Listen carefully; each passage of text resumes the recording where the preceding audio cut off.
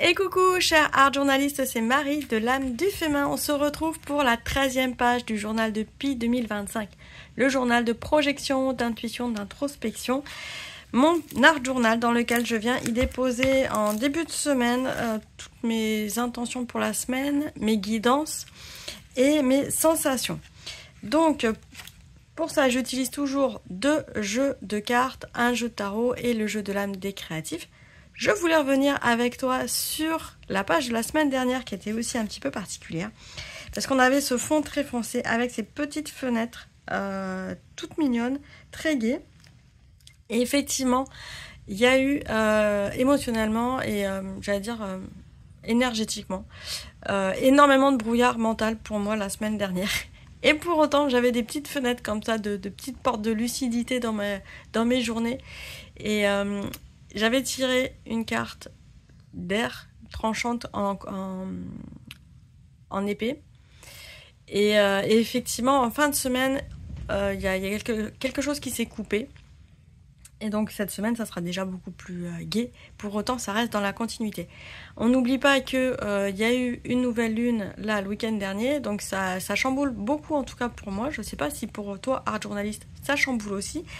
Mais en tout cas, même si j'avais pas envie d'être chamboulée plus que ça la semaine dernière et que mon programme était clair, il n'empêche que j'étais bien chamboulée par plein de pensées différentes.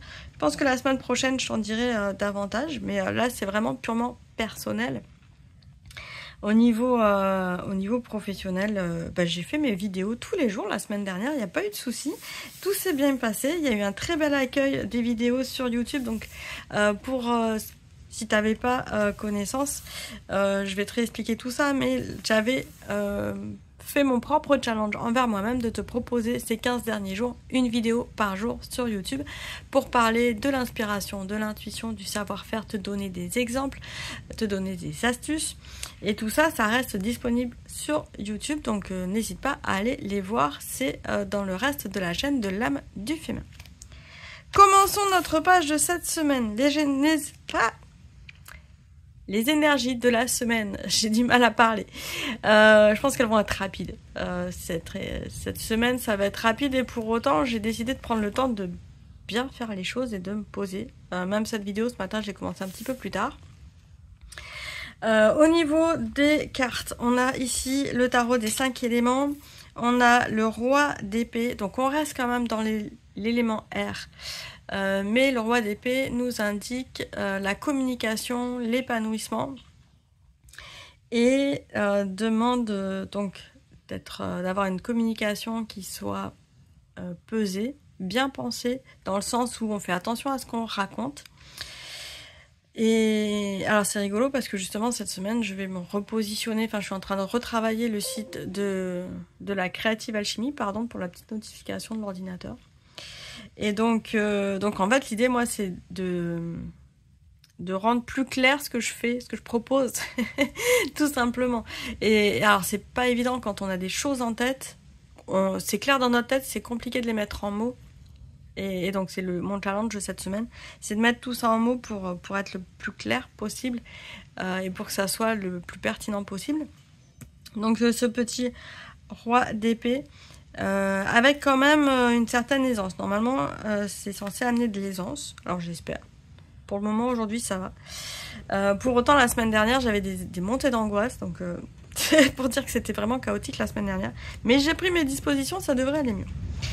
Et soutenu cette semaine par le jeu de l'âme des créatifs, le jeu de l'âme où on tire des consignes artistiques au sort. C'est un jeu que j'ai développé, qui est disponible uniquement dans la boutique de l'âme du féminin et en dépôt-vente près de chez moi. Je vais encore continuer à développer les dépôts-ventes d'ailleurs dans des boutiques près de chez moi, là sur les prochaines semaines, les prochains mois. On a la carte tracée, une carte feu, une carte d'action. On est sur tracer sa communication en fait tout simplement. Et ça fait longtemps en plus que j'ai pas tiré cette carte tracée et je me suis prêtée au jeu. Je me dis je vais faire un petit symbole de géométrie sacrée tout simple, la fleur de vie. Donc c'est parti, j'ai préparé juste mon compas. Je vais faire la fleur de vie, le petit triangle au milieu pour faire une petite étoile à l'intérieur. J'y vais au pif. Alors je sais pas trop ce que ça va donner parce que dans un carnet comme ça en double page, c'est un peu surprise.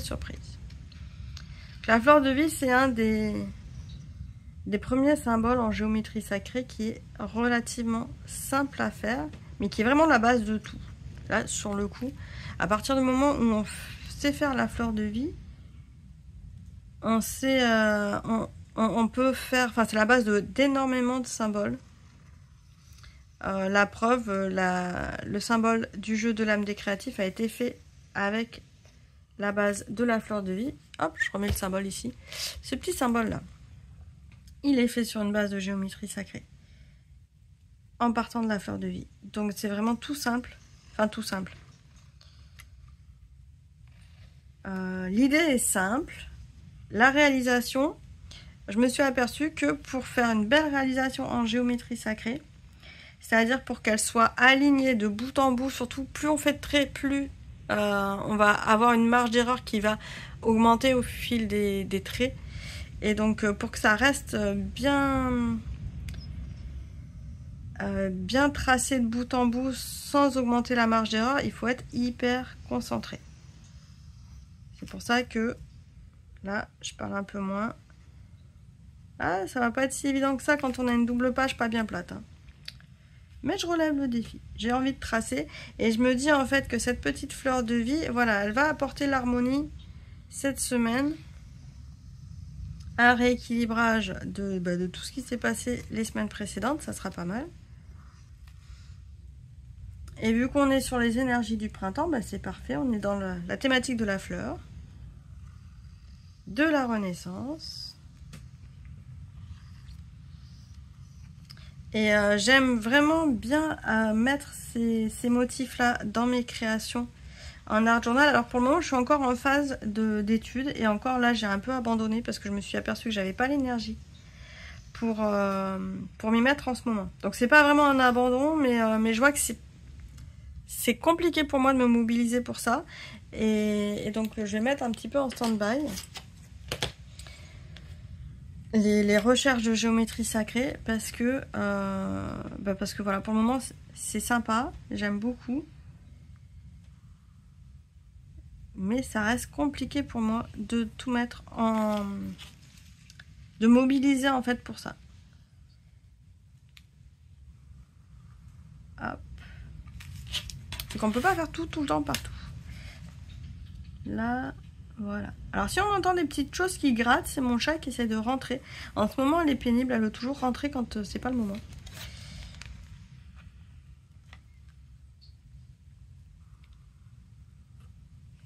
Donc effectivement, au niveau de la précision du trait, ici d'avoir la double page au milieu, ça me fait des traits vraiment pas précis. C'est ok, parce qu'on est dans un art journal. Quand je m'entraîne sur des motifs plus complexes de géométrie sacrée, là sur le coup je le fais pas dans un carnet, je le fais vraiment sur une feuille libre, parce qu'au moins je suis bien à plat. Et c'est en ça où il faut que je fasse encore des recherches, c'est comment intégrer ces motifs là quand on n'est pas bien à plat dans un carnet. Ça fait partie de mes questionnements techniques. Enfin, j'ai déjà des idées, hein. On peut décalquer, on peut faire plein de choses, mais voilà. Après, il faut le faire, c'est toujours pareil. On a les idées, après, il faut le faire. Donc là, j'ai une gomme mie de pain. Je la réchauffe un peu et puis je la mets en petits boudins comme ça. Je la sculpte et je viens la passer sur ma feuille. Et donc, cette petite gomme mie de pain, l'idée, c'est pas de complètement gommer. Par contre, c'est d'enlever le surplus de crayon à papier. Ça va atténuer en fait mon trait et ça va me permettre de garder le tracé sur ma page, mais en atténuant l'intensité du trait de crayon. Et ça va me permettre de poser la couleur sans avoir le trait de crayon trop visible.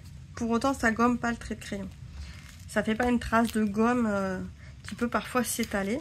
Ça va juste enlever le surplus de... Je perds mes mots ce matin. Le surplus de craie de crayon. Je perds mes mots parce que la nuit a été dure. On a un Mistral de folie depuis 3 jours. Et il y a le décalage de l'heure. Et moi, ça me fait lever 1 heure plus tôt de d'habitude. c'est juste... c'est pas tolérable en fait. Enfin, moi je trouve que c'est de la torture de se lever 1 heure plus tôt que d'habitude. Juste parce que il faut synchroniser les horloges dans la France entière. Mais bon. Ah, vivement qu'ils reviennent sur ce texte de loi, par pitié, c'est de la torture. Donc voilà, là j'ai atténué mes traits. Et je me suis dit que j'allais simplement m'amuser avec l'aquarelle. Pas de prise de tête ce matin. Donc mon petit coffret aquarelle, c'est la marque Prima Marketing. Tac. J'aime beaucoup cette petite boîte là. Hop. Je pense que je reparlerai d'ailleurs prochainement de l'aquarelle. Enfin, il faut que je m'organise. Mais mon conjoint a une imprimante 3D. Et je vais tester, mais alors vraiment pour moi au départ, hein, de faire des petits godets d'aquarelle par moi-même.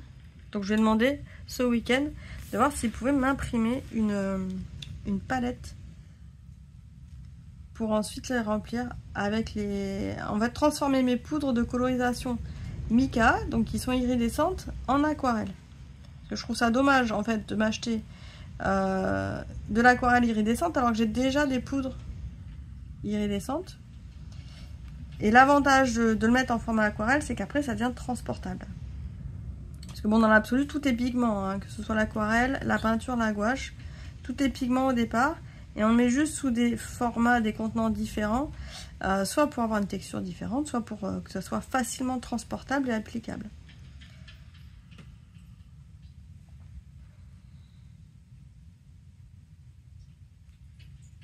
Voilà, donc là, j'applique la couleur tranquillement et je vais faire ma petite fleur de vie comme ça, toute tranquillement, en aquarelle.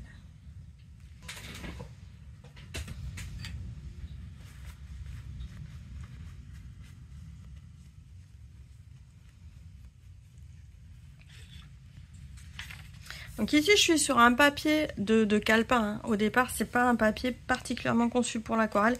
Et pour autant, ça ne transperce pas. Ça va juste faire un effet un peu gondolé. Et c'est ok.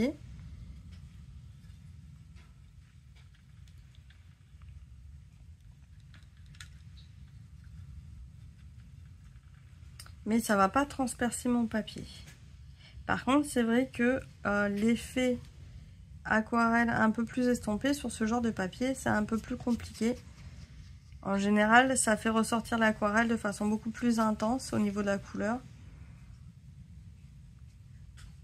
Et là, je rajoute pas énormément d'eau.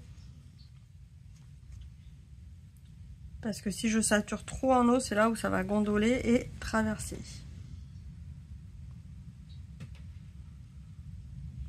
Et comme quoi, on n'est pas obligé toujours d'avoir un papier hyper épais pour faire des techniques d'aquarelle et d'utiliser de l'aquarelle. D'ailleurs, dans les cahiers, les carnets Monensky, en général, les feuilles, elles sont assez fines, mais par contre, très, très denses. En fait, le papier, il est très lisse.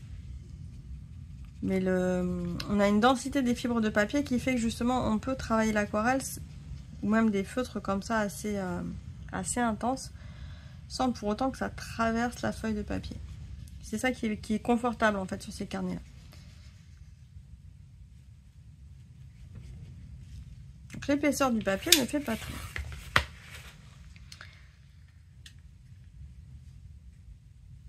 Voilà. Donc pour revenir sur les vidéos de la semaine dernière et de la semaine d'avant, parce que là il y a eu 15 vidéos mises bout à bout, je t'invite à aller voir hein, sur la chaîne, il y a vraiment de tout, des tutoriels de pages, des astuces, revoir la différence entre l'aquarelle, la gouache, la peinture acrylique. On a aussi un peu mon avis voilà, sur le type de matériel, qu'est-ce que j'achète moi maintenant comme type de matériel et le pourquoi de se poser la question en fait. Qu'est-ce qu'on veut comme type de matériel et qu'est-ce qu'on veut soutenir à travers notre façon d'acheter les choses. De façon large d'ailleurs, hein, je pense que c'est dans le quotidien de façon large que ça peut s'appliquer. Hop là. Et donc, je t'invite vraiment à aller voir toutes ces petites vidéos, à t'inscrire à la newsletter de l'âme du fémin si c'est pas le cas, parce que je les repartage aussi dans la newsletter de l'âme du fémin.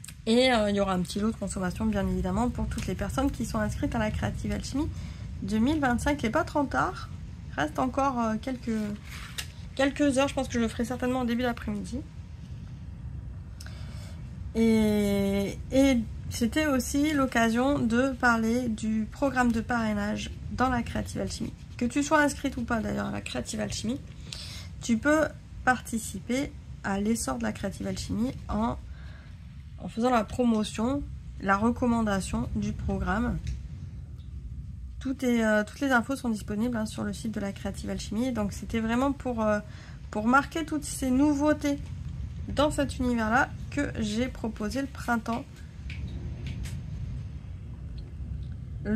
créatif à travers toutes ces vidéos. Sachant que le programme de la Creative Alchemy, le programme de parrainage et l'expérience 0 reste disponible. C'est pas parce que là je clôture avec un petit tirage au sort que le reste disparaît. Non, ça reste en ligne. Par contre, tarde pas, j'allais dire, reporte pas à demain ce que tu peux faire aujourd'hui, parce que là, personne ne le fera pour toi. Hein. Si tu le fais pas toi, personne ne fera d'atelier pour toi, et personne ne remplira tes pages d'art journal. Donc n'hésite pas à faire un tour dès maintenant, à te programmer un moment dans la semaine. Parce que même si tu vois cette vidéo, que tu peux pas le faire tout de suite, pas un problème. Programme-toi juste dans la semaine un espace pour pouvoir t'amuser dans ton carnet. Là, j'hésite d'ailleurs à continuer mon challenge de vidéo en faisant des shorts ou des reels, enfin des mini-vidéos, pour donner des petites astuces au quotidien. J'hésite, enfin c'est pas que je veux pas le faire, c'est que je sais pas si j'arrive à le tenir sur la longueur, ce genre de challenge là. Parce que le mois d'avril, pour moi, il va être... je dirais pas, enfin c'est compliqué, non, mais il y a des incertitudes sur ce que je serais capable de faire ou pas. Et donc je veux pas me mettre trop de pression. Voilà. C'est plus ça. Parce que c'est bien d'annoncer des choses, mais après, il faut réussir à les faire. Et dans ces cas-là, moi, je me mets trop de pression. Et c'est comme ça que l'angoisse, elle monte. Ça serait dommage.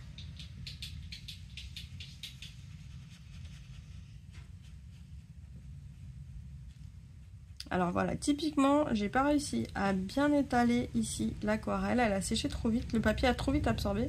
Je vais pas réussir à rectifier les petits coups de pinceau qui se sont faits sur les bords. Donc c'est là où on voit que même si ce papier là il absorbe correctement, on ne voit pas la couleur à travers, il n'y a pas de souci. Par contre au niveau du fait de pouvoir retravailler la couleur sur le papier, là une fois que c'est posé, hein. On n'est pas sur du papier chiffon où on va pouvoir retravailler comme on souhaite autant de fois qu'on veut. Là une fois que c'est posé, ça rentre à l'intérieur des fibres de papier. Ça devient tout de suite plus compliqué.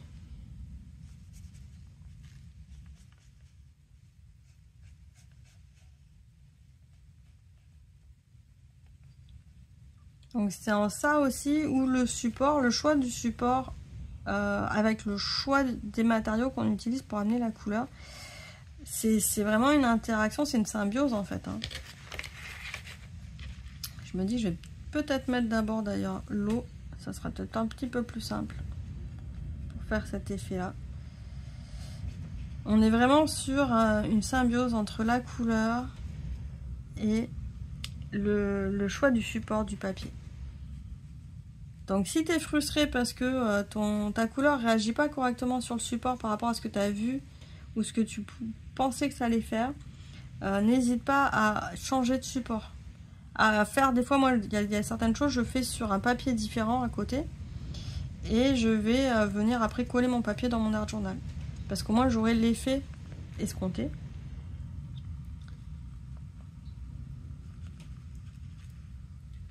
C'est l'avantage d'être en mix média et pas de se contenter d'une seule technique finalement.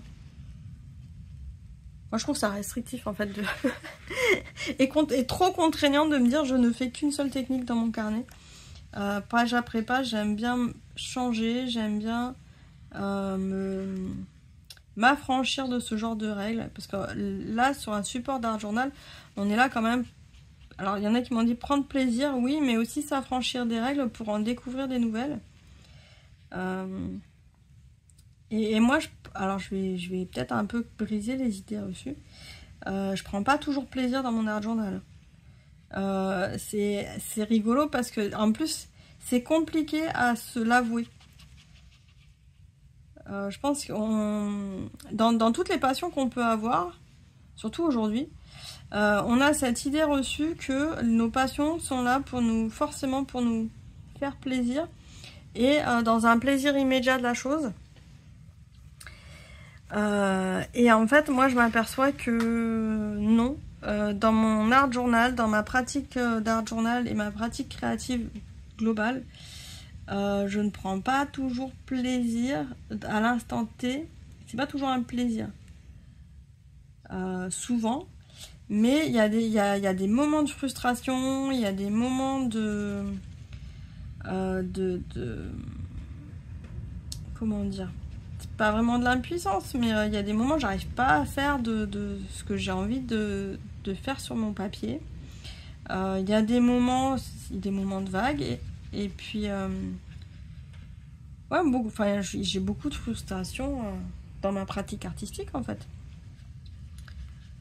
De frustration, de voir que j'ai encore besoin d'expérimenter, de m'entraîner, que je progresse pas toujours aussi vite que je le souhaiterais.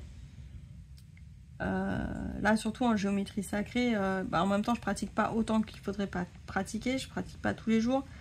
Et donc, il y a une part de moi qui est frustrée par rapport à ça, parce que j'ai envie de bien faire. En plus, voilà, je fais partie des gens qui ont toujours envie de bien faire, mais à trop bien faire, hein, comme on dit, l'enfer est pavé de bonnes intentions. Et c'est vraiment, parfois on crée son propre enfer dans ces cas-là, littéralement. Et donc, oui, ma pratique d'art journal peut parfois être infernale dans ce sens-là, où j'essaye, je réessaye, ça marche pas. Donc, oui, parfois ça fait ça fait du bien les 3/4 du temps, mais pas tout le temps. Et des fois, c'est frustrant. Et je pense qu'il faut réussir à se l'avouer que quelle que soit la pratique, hein, je pense à quelqu'un s'il doit faire du tennis, des fois c'est frustrant, on se voit pas progresser, quand bien même on progresse, parce qu'en fait, à partir du moment où on pratique, on progresse. L'expérience, elle vient avec les heures de pratique. Donc plus on pratique en nombre d'heures, plus on va progresser. Parfois, par contre, on a toujours des espèces de paliers de stagnation, et c'est là où on a tendance à se décourager, et donc c'est là aussi où il faut accepter que ça fait partie de sa pratique, les paliers de stagnation. Mais on n'en parle pas, et dans les pratiques artistiques et dans l'art journal, c'est pareil. Enfin, moi, aujourd'hui, je débunk le fait que non, on ne prend pas 100% du temps plaisir dans sa pratique créative et dans sa pratique d'art journal. Et d'ailleurs, si on se leurre à se dire on doit prendre plaisir et je comprends pas, moi je prends pas plaisir et je sors frustrée, c'est là où on va s'abandonner, parce qu'on va se dire oui, en fait je vois tout le monde autour de moi qui me dit qu'il faut prendre plaisir avec ça, et moi je prends pas plaisir, et donc j'abandonne. Et non, moi je prends pas tout le temps plaisir à ma pratique d'art journal. Il y a des fois, et c'est là où je prends du recul justement. Et c'est bien parce que ça m'oblige à prendre du recul par rapport à mon carnet, et je m'aperçois que dans d'autres situations de vie, maintenant, j'arrive plus facilement aussi à prendre du recul quand je suis frustrée. Alors pas toujours immédiatement, hein, on est d'accord, mais en tout cas à me dire, oulala, là il y a de la frustration, on va prendre du recul, on va attendre que ça s'apaise, et après on revient dessus. Et l'art journal, c'est pareil, il y a des techniques, il y a de l'aquarelle. L'aquarelle, j'ai mis du temps à vraiment me dire, je m'amuse avec ça. Pendant longtemps, je me suis retrouvée frustrée, je comprenais pas comment les pigments réagissaient avec l'eau, enfin je trouvais ça compliqué, ça faisait pas l'effet que je voulais. Et en fait, c'est là où le temps est notre allié, il faut prendre de la distance temporelle, on revient, on réapprend des nouvelles choses, on observe les autres. et on revient petit à petit, et petit à petit, après, bouf, ça va mieux. Et c'est là où on va commencer à prendre plaisir parce qu'on va être un peu plus à l'aise. Et puis à un moment donné, on va se dire oui, mais là je stagne, ça m'énerve, je veux faire encore mieux, et rebelote. On repart dans un cycle de frustration où on regarde à nouveau d'autres personnes plus avancées dans les techniques, où on passe plus de temps à s'entraîner aussi. Et là, hop, ça redébloque. Et ça, je crois que c'est sans fin en fait. Le plus dur, c'est d'accepter. Je m'aperçois que dans tous les aspects de ma vie, le plus dur, c'est d'accepter que on revienne à chaque fois sur des choses qu'on pensait maîtriser. Et la petite technique d'aquarelle, la technique de peinture, les techniques de dessin, bah, c'est toujours ça. Le côté insatisfait de l'être humain, de façon très globale, se manifeste aussi dans notre carnet. Donc si tu as l'impression que tu es insatisfaite ou insatisfait dans ta pratique, c'est normal, ça fait partie du jeu. Par contre, j'allais dire, il ne faut pas se faire violence non plus. Hop, on n'est pas là pour se faire violence et s'auto-flageller. Faut juste prendre un peu de recul et s'autoriser à se donner cet espace. S'autoriser à donner cet espace. Voilà mon conseil pour cette semaine. Voilà pour cette page aussi d'Art Journal, donc tracée avec la communication. Qui change un peu des collages des semaines précédentes qui étaient bien chargés. Là, ça y est. On arrive au mois d'avril. Demain, c'est les poissons d'avril. C'est vrai que j'aurais pu faire une forme de poisson. Après coup. Inspiration pour une prochaine fois. Faire des poissons dans... Parce qu'en plus, on peut faire des jolies formes dans sa fleur de vie.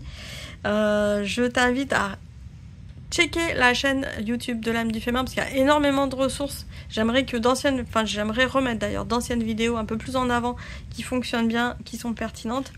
Donc ça, c'est un peu ce que je vais faire au mois d'avril, je pense. En fond, je prépare la Creative Alchemy 2026. Il est jamais trop tôt. Et puis voilà, je t'invite à faire l'expérience 0, à te mettre sur le programme de parrainage, que tu sois déjà dans la Creative Alchemy ou que tu aies fait juste les éditions précédentes. Ou que tu sois curieuse et que ça te parle et que pour le moment c'est pas le bon timing pour toi, tu peux quand même promouvoir l'événement. Et puis n'hésite pas aussi à aller voir le jeu de l'âme des créatifs sur le site de l'âme du féminin, donc mon premier univers. Il y a la possibilité de faire un tirage en ligne sur plusieurs cartes et je te guide vraiment étape par étape sur la construction d'une page d'Art Journal avec un tirage du jeu de l'âme. C'est aussi une expérience très ludique, très sympa, fun à faire aussi bien seul qu'en famille. On arrive sur les prochaines vacances d'avril. En famille, c'est bien aussi de sortir le jeu de l'âme. Il n'y a pas d'âge pour s'amuser dans ces carnets. Je te souhaite une excellente semaine et on se retrouve très bientôt dans une prochaine vidéo. Ciao, ciao!